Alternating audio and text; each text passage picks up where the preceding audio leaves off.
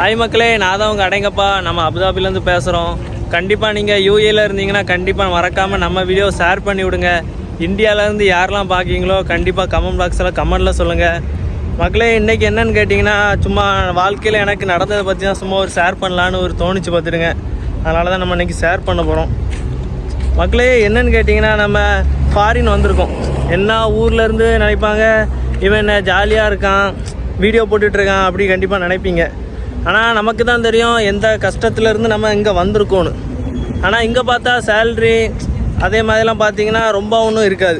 So என்னென்னு கேட்டிங்கன்னா, ஊரில் உள்ள எல்லோரும் நினைப்பீங்க, இவன் ஊரில் உள்ள எல்லாருமே என்ன சொல்லுவாங்கன்னு கேட்டிங்கன்னா, ஜாலியாக இருக்கான், அவன் மொபைல் வெளிநாட்டுக்கு போயிட்டான், இனி ஜாலி தானே, நல்லா சம்பாதிப்பான்.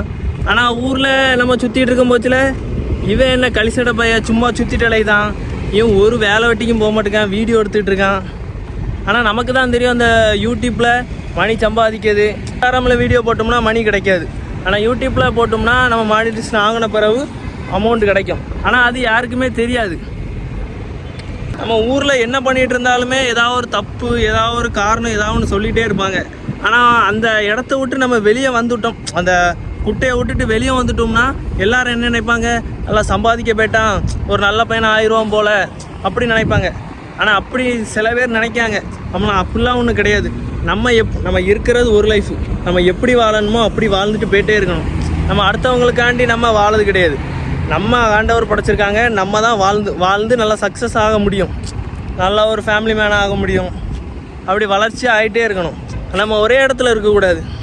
நம்ம ஒரு குட்டைனா அந்த குட்டையை விட்டு நம்ம வெளியே போகணும். இதுலேயே லாஸ்ட் வரைக்கும் நம்ம இருந்துருவோம், அதை தாண்டி நம்ம வெளியே போகணும்.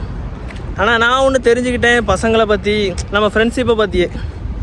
என்னென்னா, நம்ம ஃபாரின் வரோம், நம்ம பசங்க என்ன நினைப்பாங்க, இவன் நல்லா சம்பாதிக்கணும், நல்லா ஜாலியாக நல்லா இருக்கணும் அப்படி நினைப்பாங்க. ஆனால் சில பேர், எனக்கு தோணுன வரைக்கும் எனக்கு ரொம்ப கஷ்டமாக இருந்து, நம்ம ஃப்ரெண்ட்ஸ் இப்படி சொல்லுவாங்களா, நான் அப்படி நினச்சி கூட பார்க்கல.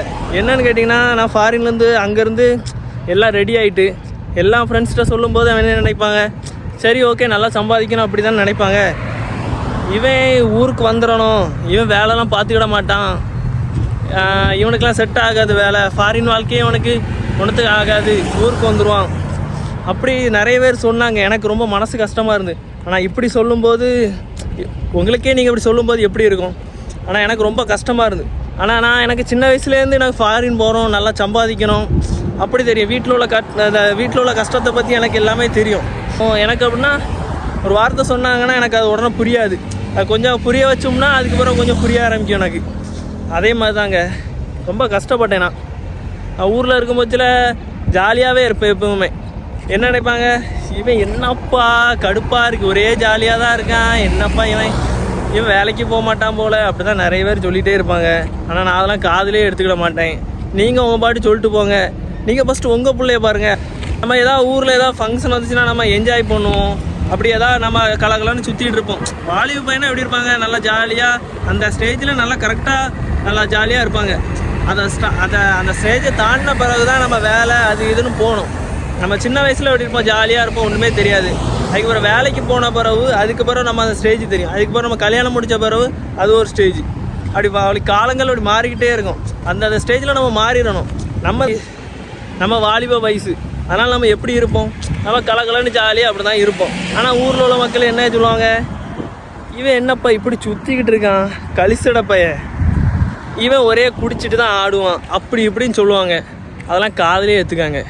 ஆனால் அந்த டைமில் தான் கொஞ்சம் கோவம் வரும். சரி குடிக்காமல் ஏன் இப்படி சொல்கிறாங்க, அந்த இதில் நமக்கு மனசு ரொம்ப கஷ்டமாக இருக்கும், கடுப்பாக இருக்கும், கோவம் வரும், ஏதாவது ஒன்று. அதெல்லாம் நீங்கள் கண்டுக்கிடாங்க. உனக்கு ஆண்டவர் ஒரு பாதை தந்திருக்காங்க, அந்த பாதையில் நம்ம பாட்டுக்கு போயிட்டே லாஸ்ட் வரைக்கும். நான் நிறையா சொல்லலாம் நினச்சேன், எனக்கு மனசுக்குள்ளே வைக்க முடியலை. ஃபாரின் வந்துட்டோம், நல்லா ஜாலியாக இருக்கலாம். ஆனால் அப்படிலாம் ஜாலியாலாம் ஒன்றுமே இருக்க முடியாது. வேலை ஸ்டார்ட் ஆகிட்டுனா ரொம்ப கஷ்டம். காலையில் நம்ம 6 மணிக்கு போவோம், 6 மணிக்கு போய்ட்டு 8 மணி 9 மணிக்கு வருவோம்.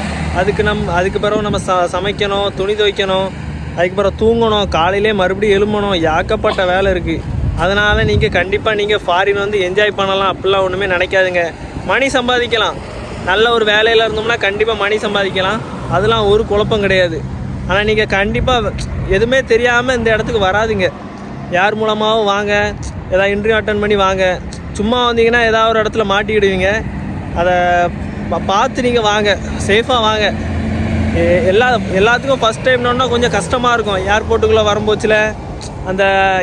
வரும்போச்சில் யாராவது கூட வருவாங்க, கொஞ்சம் கஷ்டமாக இருக்கும்.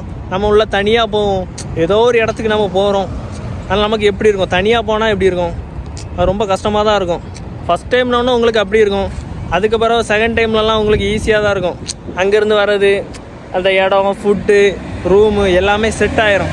ஃபஸ்ட் டைம் வெளியே வரும்போச்சில் எல்லாத்துக்குமே கஷ்டமாக தான் இருக்கும். அங்கேருந்து வர்றது, அந்த இடம், ஃபுட்டு, ரூமு எல்லாமே செட் ஆகிரும். ஃபஸ்ட் டைம் வெளியே வரும்போச்சில் எல்லாத்துக்குமே கஷ்டமாக தான் இருக்கும். பேசிக்கிட்டே இருக்கலாம். சரி மக்களே, நம்ம அடுத்த நெக்ஸ்ட் வீடியோவில் சந்திக்கலாம். Bye bye. பிடிச்சிருந்தனா லைக் பண்ணுங்கள், ஷேர் பண்ணி விடுங்க, சப்ஸ்கிரைப் பண்ணுங்கள்.